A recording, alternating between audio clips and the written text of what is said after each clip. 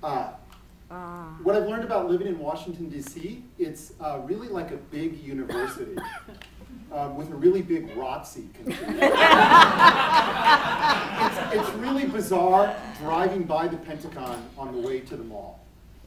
That's a new experience for you. So the important thing is, in Congress, majority rules absolutely. When the Democrats were in power, they screwed the Republicans. When the Republicans got into power, they screwed the Democrats. They would give them bad BlackBerries. They wouldn't fill their office. If you were at a university, imagine every few years you vote on the administration, and then the humanities department and the medical school have to change offices. Because that's what happens. The majority gets the big offices. So about the bailout. 1999, this is from opensecrets.org. 1999, contributions to people who voted for the Gramm-Leachley Bailout, which wiped out the Glass-Steagall Act that had been in effect for certain types of banking activity and regulation since the Great Depression. 1999, twice as much money goes to all of the people who voted for it than people who voted against it. I don't know if you've seen this video. It's a wonderful video. It takes the adjusted dollars of housing prices since 1908 to 2007, and it plots it on a roller coaster that you can ride. Nice. This is actually 2007 when they had published this video. Came across a wonderful article about the real depression, 1873, had much more to do with housing prices and other infrastructure and banking collapses. So this might be something that's worthwhile checking out if you're curious. So the first proposal by Paulson, the law, the things that really pissed people off and that they felt very opaque, was first of all the $700 billion, which someone from the Treasury actually said we didn't really have any specific, we didn't have any specific reference point, we just wanted a really big number.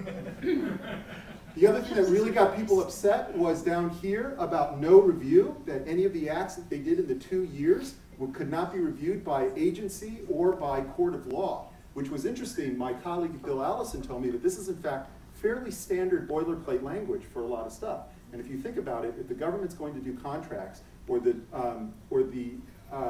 bank, the federal bank is going to do contracts, they can't have those constantly being challenged. Think about Airbus and Boeing happening with every type of banking deal that was going on.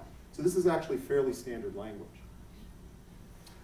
So I think which is really fascinating here, when because of the lack of transparency in the House bill, it failed. So in the Senate, when they actually passed it, first of all, to get it to the floor really quickly, what they did is they actually amended an existing bill that had been introduced in 2007.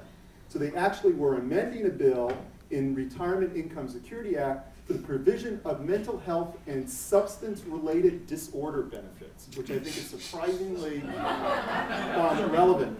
You can see here, strike all after the enacting clause and insert the following. Oh my God. 574 pages of an amendment.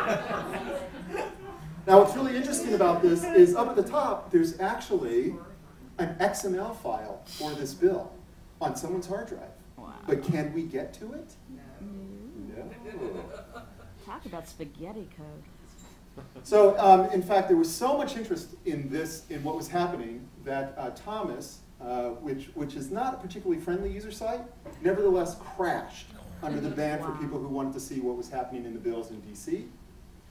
We fortunately had previously created something called public markup, where we had put a bill online for the fun of it, and we used that for, we put this bill online, and we put the other bills online so people could come online and comment, and that did very well for us at the Sunlight Foundation.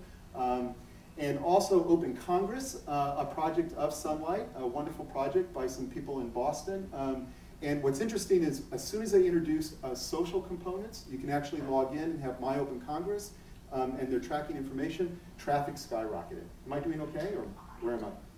Yeah, you're right. I was too interested. Oh, okay. I should all right. So this is how do you version this information on paper? We tried. It's really horrible. GovTrack tried to look at it. We need more tools like this. Really quickly about transparency. I think the financial sector often leads with disclosure. Major initiative by the SEC that's happening right now to overhaul EDGAR and to make a company files, what they call a company file about information.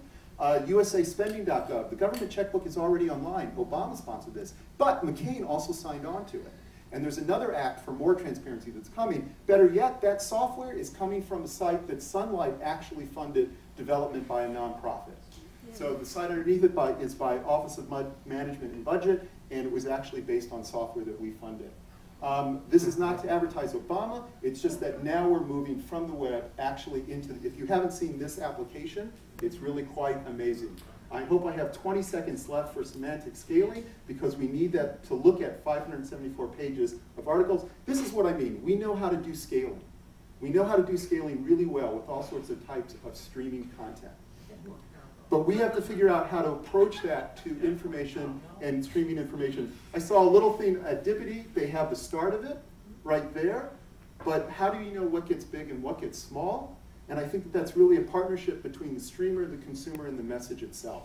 And it's not about that one or the other has control, but the streamer needs to indicate that something is really important, or the ability to shout. The consumer needs the ability to decide what pattern they're looking for, what to see highlights. If we can do the MLB, if we can do baseball games in half an hour, we ought to be able to pick out highlights and conversations.